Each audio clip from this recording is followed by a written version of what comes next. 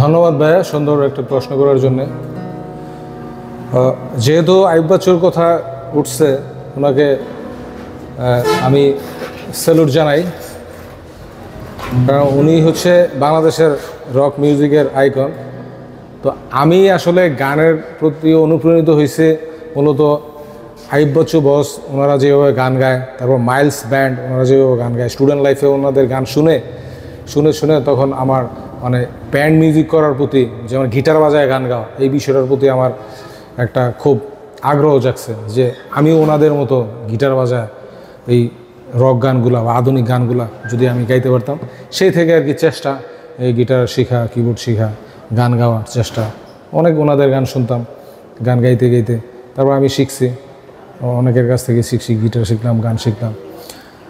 তারপরে আস্তে আস্তে এই চেষ্টা করতে করতে এই আপনাদের দোয়ায় এখনও চেষ্টা করে যাচ্ছি, আপনাদের ভালোবাসা এই তো গাইতে পারি আর কি, চেষ্টা করে যাচ্ছি।